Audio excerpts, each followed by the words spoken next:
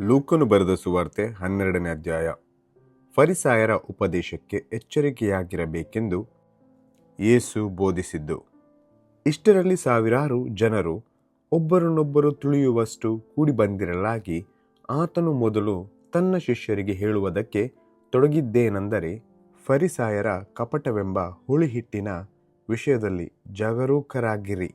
ಮರೆಯಾಗಿರುವ ಯಾವುದೂ ವ್ಯಕ್ತವಾಗದೆ ಇರುವುದಿಲ್ಲ, ಹೊರಪಡದ ರಹಸ್ಯವೂ ಇಲ್ಲ. ಹೀಗಿರುವುದರಿಂದ ನೀವು ಕತ್ತಲಲ್ಲಿ ಹೇಳಿದಂಥದ್ದು ಬೆಳಕಿನಲ್ಲಿ ಕೇಳಲಾಗುವುದು, ಮತ್ತು ನೀವು ಕೋಣೆಯೊಳಗೆ ಕಿವಿಮಾತು ಆಡಿದ್ದು ಮಾಳಿಗೆಯ ಮೇಲೆ ಸಾರಲಾಗುವುದು. ನನ್ನ ಸ್ನೇಹಿತರಾದ ನಿಮಗೆ ಹೇಳುತ್ತೇನೆ, ದೇಹವನ್ನು ಕೊಂದು ಅದಕ್ಕಿಂತ ಹೆಚ್ಚಿನದೇನು ಮಾಡಲಾರದವರಿಗೆ ಹೆದರಬೇಡಿರಿ. ನೀವು ಯಾರಿಗೆ ಹೆದರಬೇಕೋ ನಿಮಗೆ ತಿಳಿಸುತ್ತೇನೆ. ಕೊಂದ ಮೇಲೆ ನರಕದೊಳಗೆ ಹಾಕುವ ಅಧಿಕಾರವುಳ್ಳವನಿಗೆ ಹೆದರಬೇಕು. ಹೌದು, ಆತನಿಗೇ ಹೆದರಬೇಕೆಂದು ನಿಮಗೆ ಹೇಳುತ್ತೇನೆ. 5 ಗುಬ್ಬಿಗಳನ್ನು 2 ದುಡ್ಡಿಗೆ ಮಾರುತ್ತಾರಲ್ಲ, ಆದಾಗ್ಯೂ ಅವುಗಳಲ್ಲಿ ಒಂದಾದರೂ ದೇವರಿಗೆ ಮರೆತು ಹೋಗುವುದಿಲ್ಲ. ನಿಮ್ಮ ತಲೆ ಕೂದಲುಗಳು ಸಹ ಎಲ್ಲವೂ ಎಣಿಕೆಯಾಗಿವೆ. ಹೆದರಬೇಡಿರಿ, ಬಹಳ ಗುಬ್ಬಿಗಳಿಗಿಂತಲೂ ನೀವು ಹೆಚ್ಚಿನವರು. ನಾನು ನಿಮಗೆ ಹೇಳುತ್ತೇನೆ, ಯಾವನು ಮನುಷ್ಯರ ಮುಂದೆ ತಾನು ಯೇಸುವಿನವನೆಂದು ಒಪ್ಪಿಕೊಳ್ಳುವನೋ, ಮನುಷ್ಯಕುಮಾರನು ಸಹ ಅವನನ್ನು ದೇವದೂತರ ಮುಂದೆ ತನ್ನವನೆಂದು ಒಪ್ಪಿಕೊಳ್ಳುವನು.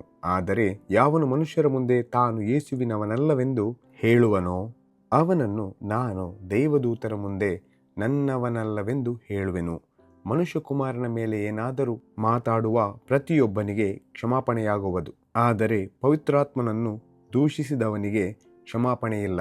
ಅವರು ನಿಮ್ಮನ್ನು ಸಭಾಮಂದಿರಗಳ ಅಧ್ಯಕ್ಷರ ಮುಂದಕ್ಕೂ ಅಧಿಕಾರಿಗಳ ಮುಂದಕ್ಕೂ ಅಧಿಪತಿಗಳ ಮುಂದಕ್ಕೂ ಹಿಡುಕೊಂಡು ಹೋಗುವಾಗ ಹೇಗೆ ಉತ್ತರ ಕೊಡಬೇಕು, ಏನು ಉತ್ತರ ಕೊಡಬೇಕು, ಏನು ಹೇಳಬೇಕು ಎಂದು ಚಿಂತೆ ಮಾಡಬೇಡಿರಿ. ಯಾಕಂದರೆ ನೀವು ಹೇಳತಕ್ಕದ್ದನ್ನು ಪವಿತ್ರಾತ್ಮನು ಆ ಗಳಿಗೆಯಲ್ಲಿಯೇ ನಿಮಗೆ ಕಲಿಸಿಕೊಡುವನು ಅಂದನು. ಯೇಸು ಬುದ್ಧಿಯಿಲ್ಲದ ಐಶ್ವರ್ಯವಂತನ ಸಾಮ್ಯವನ್ನು ಹೇಳಿ ದ್ರವ್ಯಾಶೆಯ ವಿಷಯವಾಗಿಯೂ ಇಹಲೋಕದ ಚಿಂತೆಯ ವಿಷಯವಾಗಿಯೂ ಎಚ್ಚರಿಸಿದ್ದು. ಆಗ ಜನರಲ್ಲಿ ಒಬ್ಬನು, ಬೋಧಕನೇ, ತಂದೆಯ ಆಸ್ತಿಯನ್ನು ನನಗೆ ಪಾಲು ಮಾಡಿ ಕೊಡುವಂತೆ ನನ್ನ ಅಣ್ಣನಿಗೆ ಹೇಳು ಎಂದು ಆತನನ್ನು ಕೇಳಿಕೊಳ್ಳಲು, ಆತನು, ಎಲ್ಲಾ ಮನುಷ್ಯ ನನ್ನನ್ನು ನಿಮಗೆ ನ್ಯಾಯಾಧಿಪತಿಯನ್ನಾಗಿ ಅಥವಾ ಪಾಲು ಮಾಡುವವನನ್ನಾಗಿ ನೇಮಿಸಿದವರಾರು ಎಂದು ಅವನನ್ನು ಕೇಳಿ, ಜನರಿಗೆ ಎಲ್ಲ ಲೋಭಕ್ಕೂ ಎಚ್ಚರಿಕೆಯಾಗಿದ್ದು ನಿಮ್ಮನ್ನು ಕಾಪಾಡಿಕೊಳ್ಳಿರಿ. ಒಬ್ಬನಿಗೆ ಎಷ್ಟು ಆಸ್ತಿ ಇದ್ದರೂ ಅದು ಅವನಿಗೆ ಜೀವಾಧಾರವಾಗುವುದಿಲ್ಲ ಎಂದು ಹೇಳಿ ಒಂದು ಸಾಮ್ಯವನ್ನು ಹೇಳಿದನು. ಅದೇನೆಂದರೆ, ಒಬ್ಬನೊಬ್ಬ ಐಶ್ವರ್ಯವಂತನ ಭೂಮಿಯು ಚೆನ್ನಾಗಿ ಬೆಳೆಯಿತು.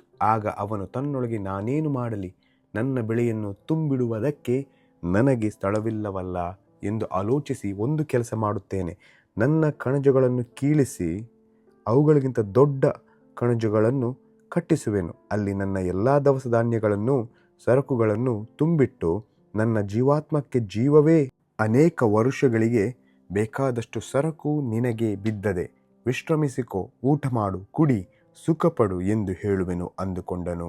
ಆದರೆ ದೇವರು ಅವನಿಗೆ, ಬುದ್ಧಿಹೀನನು ನೀನು, ಈ ಹೊತ್ತು ರಾತ್ರಿ ನಿನ್ನ ಪ್ರಾಣವನ್ನು ನಿನ್ನ ಕಡೆಯಿಂದ ಕೇಳುವರು. ಆಗ ನೀನು ಸಿದ್ಧ ಮಾಡಿಟ್ಟಿರುವುದು ಯಾರಿಗಾಗುವುದು ಎಂದು ಹೇಳಿದನು. ತನಗೋಸ್ಕರ ದ್ರವ್ಯವನ್ನಿಟ್ಟುಕೊಂಡು ದೇವರ ವಿಷಯಗಳಲ್ಲಿ ಐಶ್ವರ್ಯವಂತನಾಗದೆ ಇರುವವನು ಅವನಂತೆಯೇ ಇದ್ದಾನೆ ಅಂದನು.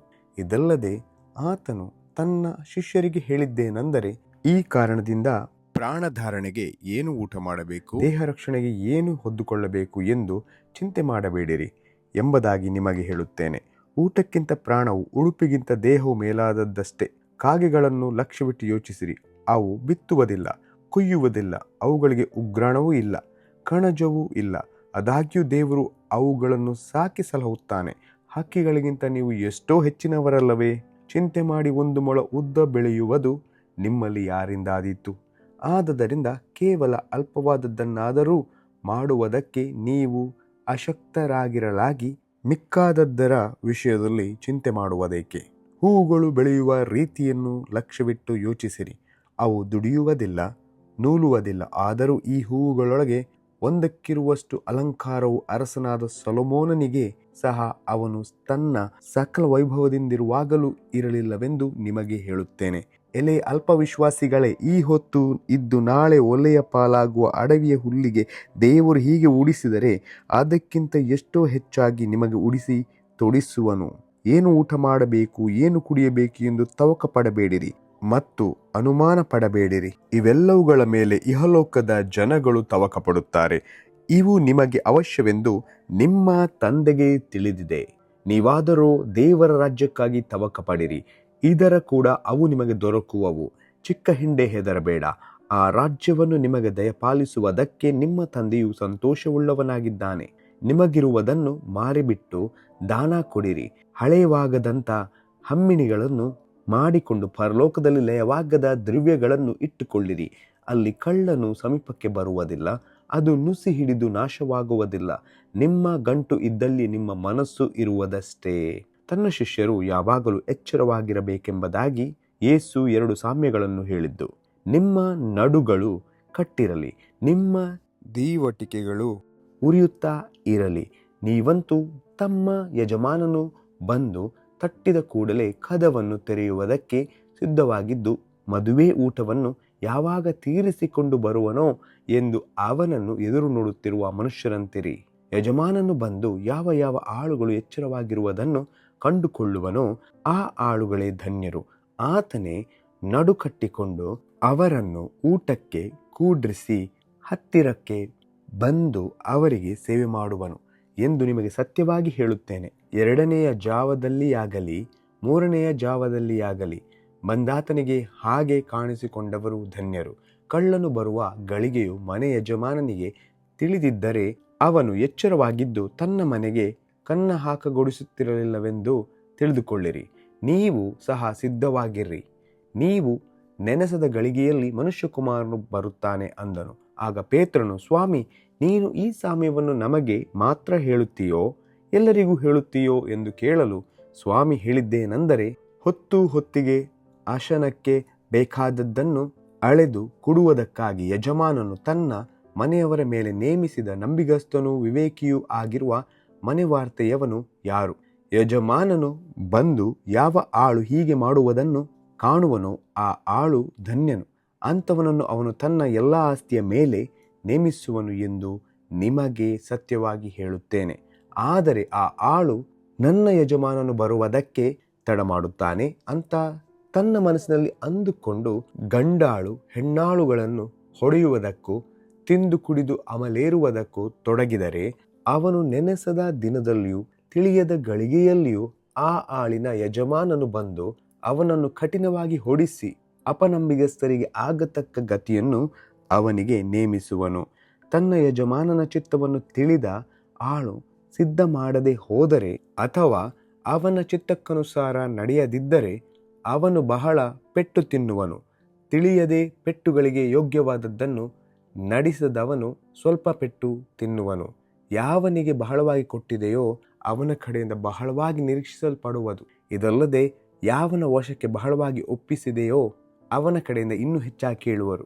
ಯೇಸುವನ್ನು ಅನುಸರಿಸುವವರಿಗೆ ನೆಂಟರ ವಿರೋಧವಿರುವುದೆಂತಲೂ ನೂತನ ಕಾಲದ ಸೂಚನೆಗಳನ್ನು ಗುರುತು ಹಿಡಿಯಬೇಕೆಂತಲೂ ಬೋಧೆ. ನಾನು ಬೆಂಕಿಯನ್ನು ಭೂಮಿಯ ಮೇಲೆ ಹಾಕಬೇಕೆಂದು ಬಂದೆನು. ಅದು ಇಷ್ಟರೊಳಗೆ ಹತ್ತಿಕೊಂಡಿದ್ದರೆ ನನಗೆ ಎಷ್ಟೋ ಸಂತೋಷ. ಆದರೆ ನಾನು ಹೊಂದತಕ್ಕ ದೀಕ್ಷಾಸ್ನಾನ ಒಂದುಂಟು, ಅದು ನೆರವೇರುವ ತನಕ ನಾನು ಎಷ್ಟೋ ಬಿಕ್ಕಟ್ಟಿನಲ್ಲಿದ್ದೇನೆ. ಭೂಲೋಕದಲ್ಲಿ ಸಮಾಧಾನವನ್ನುಂಟು ಮಾಡುವುದಕ್ಕೆ ಬಂದೆನೆಂದು ಭಾವಿಸುತ್ತೀರೋ? ಅದಕ್ಕೆ ಬರಲಿಲ್ಲ. ಭೇದವನ್ನುಂಟು ಮಾಡುವುದಕ್ಕೆ ಬಂದೆನೆಂದು ನಿಮಗೆ ಹೇಳುತ್ತೇನೆ. ಹೇಗೆಂದರೆ, ಇಂದಿನಿಂದ ಒಂದೇ ಮನೆಯಲ್ಲಿರುವ 5 ಮಂದಿಯೊಳಗೆ ಇಬ್ಬರಿಗೆ ವಿರೋಧವಾಗಿ 3, ಮೂವರಿಗೆ ವಿರೋಧವಾಗಿ 2 ಈ ಮೇರೆಗೆ ಭೇದವುಳ್ಳವರಾಗಿರುವರು. ಮಗನಿಗೆ ವಿರೋಧವಾಗಿ ತಂದೆಯು, ತಂದೆಗೆ ವಿರೋಧವಾಗಿ ಮಗನು, ಮಗಳಿಗೆ ವಿರೋಧವಾಗಿ ತಾಯಿಯು, ತಾಯಿಗೆ ವಿರೋಧವಾಗಿ ಮಗಳು, ಸೊಸೆಗೆ ವಿರೋಧವಾಗಿ ಅತ್ತೆಯು, ಅತ್ತೆಗೆ ವಿರೋಧವಾಗಿ ಸೊಸೆಯು ಭೇದವುಳ್ಳವರಾಗಿರುವರು ಅಂದನು. ಇದಲ್ಲದೆ ಆತನು ಜನರೆಲ್ಲರಿಗೂ ಹೇಳಿದ್ದೇನೆಂದರೆ, ಪಶ್ಚಿಮ ದಿಕ್ಕಿನಲ್ಲಿ ಮೋಡ ಏಳುವುದನ್ನು ನೀವು ನೋಡಿದ ಕೂಡಲೇ ಮಳೆ ಬರುತ್ತದೆ ಅನ್ನುತ್ತೀರಿ, ಹಾಗೇ ಆಗುತ್ತದೆ. ದಕ್ಷಿಣ ದಿಕ್ಕಿನ ಗಾಳಿ ಬೀಸಲಾಗಿ ಸೆಕೆ ಹುಟ್ಟುವುದು ಅನ್ನುತ್ತೀರಿ, ಅದೂ ಆಗುತ್ತದೆ. ಕಪಟಿಗಳು ನೀವು! ಭೂಮ್ಯಾಕಾಶಗಳ ಭಾವವನ್ನು ಶೋಧಿಸುವುದಕ್ಕೆ ನಿಮಗೆ ಗೊತ್ತಿರುವಲ್ಲಿ ಈ ಸಮಯವನ್ನು ಶೋಧಿಸುವುದಕ್ಕೆ ನಿಮಗೆ ಯಾಕೆ ಗೊತ್ತಿಲ್ಲ? ಇದಲ್ಲದೆ ಇಂತಿಂಥದ್ದು ನ್ಯಾಯವಾದದ್ದೆಂದು ನೀವೇ ಯಾಕೆ ತೀರ್ಮಾನ ಮಾಡಿಕೊಳ್ಳುವುದಿಲ್ಲ? ನೀನು ವಾದಿಯ ಸಂಗಡ ನ್ಯಾಯಾಧಿಪತಿಯ ಮುಂದಕ್ಕೆ ಹೋಗುತ್ತಿರುವಾಗ ದಾರಿಯಲ್ಲಿಯೇ ತಂಟೆ ಹರಿಸಿಕೊಳ್ಳಲು ಪ್ರಯತ್ನ ಮಾಡು. ಇಲ್ಲದಿದ್ದರೆ ಅವನು ನಿನ್ನನ್ನು ನ್ಯಾಯಾಧಿಪತಿಯ ಬಳಿಗೆ ಎಳಕೊಂಡು ಹೋದಾನು. ನ್ಯಾಯಾಧಿಪತಿಯು ನಿನ್ನನ್ನು ಸೆರೆಯಜಮಾನನ ವಶಕ್ಕೆ ಒಪ್ಪಿಸಾನು. ಸೆರೆಯಜಮಾನನು ನಿನ್ನನ್ನು ಸೆರೆಮನೆಯಲ್ಲಿ ಹಾಕಾನು.